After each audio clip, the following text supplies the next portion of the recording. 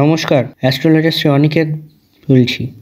আজকে আপনাদেরকে আমাদের এই অকাল্টের একটি খুব ইম্পর্ট্যান্ট টপিক নিয়ে আজকে আপনাদেরকে আমি বলবো। সেটি হচ্ছে আমরা প্রফেশনাল জ্যোতিষীরা যখন আমরা চেম্বার প্র্যাকটিসে আসি, সেটি অনলাইন বা অফলাইন যাই হোক, একটি ক্লায়েন্টদের থেকে খুব বলতে আমরা শুনি সেটি হচ্ছে বাস্তু সমস্যা। বাস্তুতে বিভিন্ন রকমের এফেক্ট ওনারা পান, ভালো খারাপ। এমনও অনেক বলতে শুনেছি যে আগে একটি বাড়ি ছিল, সেই বাড়িটি বিক্রি হওয়ার পর নিউ বাড়িতে ঢোকার পর থেকে আর্থিক উন্নতি হয়েছে, সন্তানদের পড়াশোনায় মনোনিবেশ বেড়েছে ইত্যাদি ইত্যাদি। আবার এমনও শুনেছি যে আগে একটি বাড়ি ছিল, সেটি থেকে যখন নিউ ফ্ল্যাটে যায় আগের থেকে খুব সমস্যা তাদের বেড়েছে। হয়তো অর্থ আছে, মানসিক শান্তি নেই, মানসিক শান্তি নেই, অর্থও নেই, বিভিন্ন রকম সমস্যায় পড়েছে।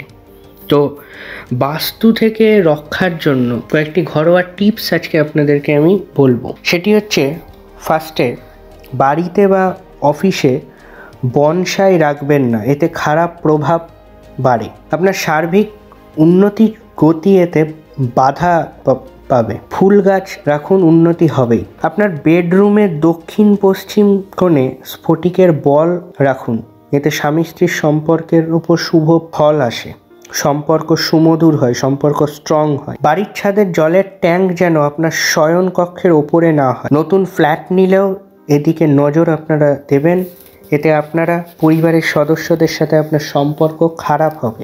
বাড়ির প্রধান দরজার ওপর একটি আসল ঘোড়ার খুঁড়ের নাল লাগান, আর্থিক উন্নতি হবে।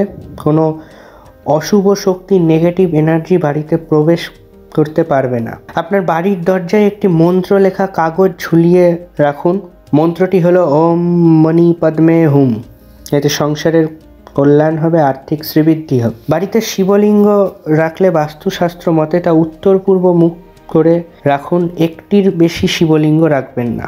বাড়ির প্রধান দরজায় ত্রিশূল, স্বস্তিক চিহ্ন এবং ওম চিহ্ন একত্রে রাখুন, কোনো রকম অশুভ শক্তি আপনার ঘরে প্রবেশ করবে না। কুবের দেবের একটি মূর্তি বাড়িতে আপনারা আনুন, সম্ভব হলে বাড়ির উত্তরে সেটিকে স্থাপন করুন, আর্থিক কষ্ট আপনাদের দূর হবে। রাতে শোয়ার আগে প্রধান দরজার বাইরে একটি ঝাড়ু আপনারা রাখুন, এতে আপনাদের বাড়িতে অশুভ শক্তি প্রবেশ করলে সেটি বাধা পাবে। আজ এই অবধি বাস্তুর কয়েকটি টিপস আপনাদেরকে আমি বললাম। ফিরে আসবো আবারও বিভিন্ন রকম সমস্যার সমাধান নিয়ে। আমার এই ইউটিউব চ্যানেলটি আপনারা দেখতে থাকুন, আমি বিভিন্ন সমস্যার সমাধান এই ইউটিউব চ্যানেলে দিয়ে থাকি। সমস্যা থাকলে সমাধানও আছে, সমাধানটা জানি। জটিল থেকে জটিলতর সমস্যায় থেকে থাকলে একবার যোগাযোগ করুন, সমস্যা থেকে সমাধানের রাস্তা দেখিয়ে দেওয়ার দায়িত্ব আমার। ফিরে আসবো আবার, ততক্ষণ সবাই সুস্থ থাকুন, ভালো থাকুন, আনন্দে থাকুন। নমস্কার।